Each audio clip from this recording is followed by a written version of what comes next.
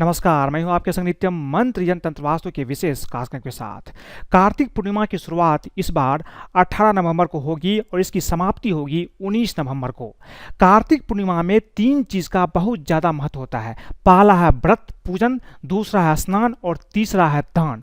अब यह है कि कार्तिक पूर्णिमा में किस दिन 18 नवंबर को व्रत करना है या 19 नवंबर को किस दिन आपको स्नान करना है, गंगा स्नान करना है और किस दिन दान करना चाहिए।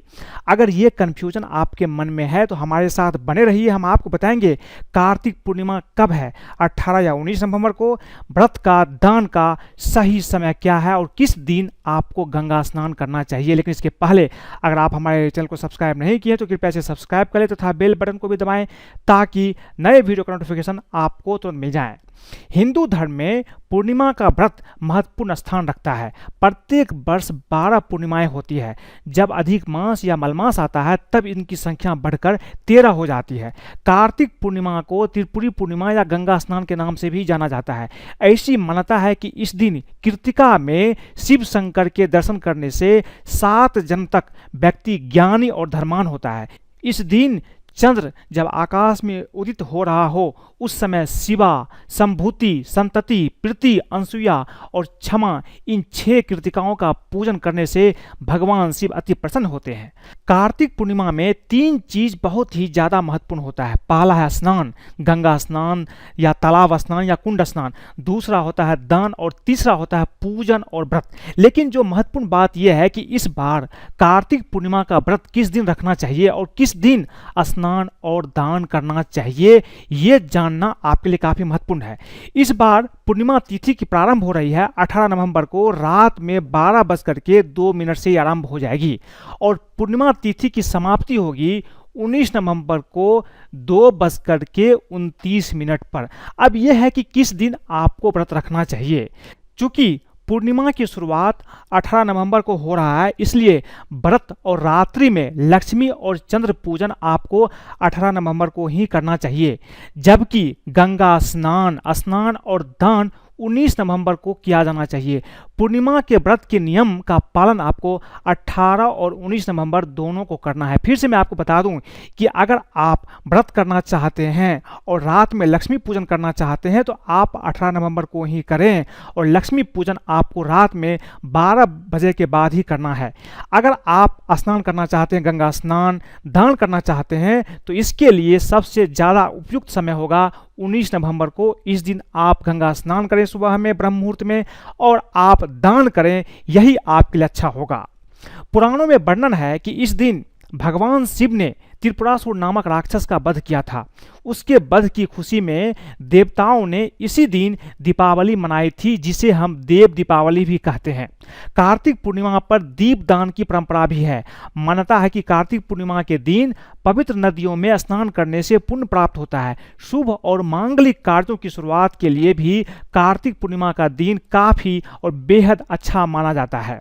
कार्तिक पूर्णिमा को देव दीपावली के नाम से भी जाना जाता है, इसलिए इस दिन किसी भी सरोवर या धर्म स्थान पर दीपक का दान आपको अवश्य करना चाहिए। किसी नदी में जाकर के आप जो एक दीपक लीजिए, किसी पत्तल पर रख करके आप नदी में प्रवाहित कर दीजिए या आप नदी के किनारे भी दीपक जला सकते हैं, यह भी काफी महत्वपूर्ण होगा। कार्तिक पूर्णिमा के दिन ब्रह्म मुहूर्त में स्नान करना चाहिए। अगर संभव हो सके तो पवित्र नदी में स्नान करके व्रत का संकल्प ले। अगर गंगा नदी आसपास है तो गंगा स्नान इस दिन आप अवश्य करें। इसके बाद लक्ष्मी नारायण के पास, लक्ष्मी नारायण के मंदिर हो या अपने घर के मंदिर में देसी घी का दीपक आप निश्चित रूप से जलाएं। इसके बाद सत्यनारायण भगवान की कथा भी आपको सुनना चाहिए। इससे भगवान विष्णु का आशीर्वाद आपके जीवन में निश्चित रूप से मिलता है।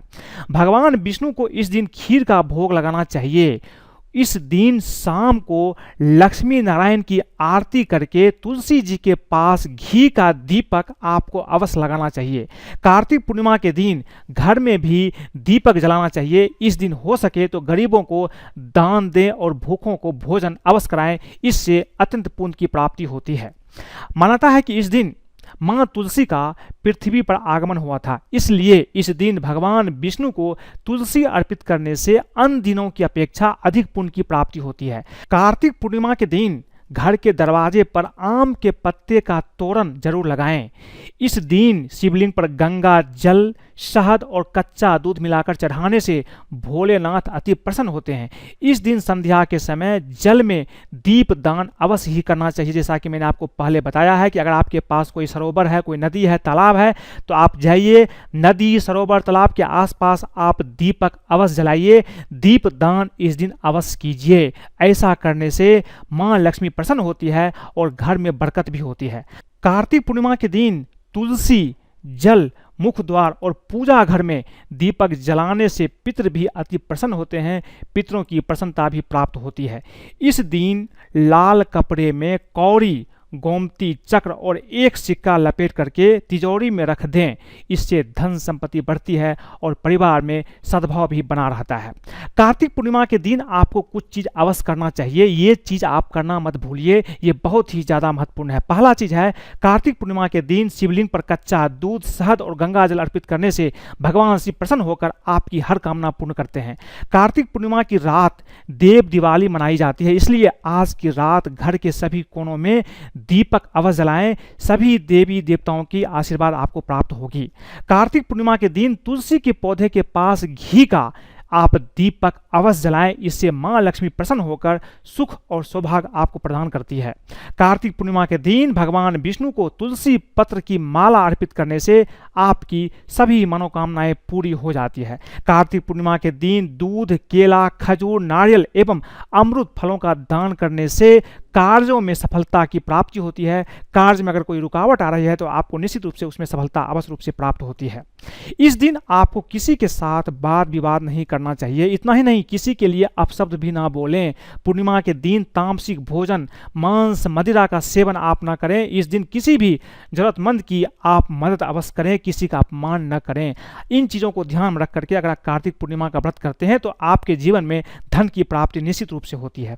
अगर आपको ये वीडियो पसंद आए तो कृपया इसे लाइक करें, सब्सक्राइब करें, फेसबुक पर फॉलो करें, अपने दोस्तों, सगे संबंधियों के साथ भी शेयर करें ताकि वो भी इन चीज़ों को समझ करके कार्तिक पूर्णिमा के दिन अगर ये उपाय करते हैं तो उसके जीवन में भी धन, सुख, समृद्धि की प्राप्ति निश्चित रूप से होती है। आज के लिए बस इतना ही। धन्यवाद।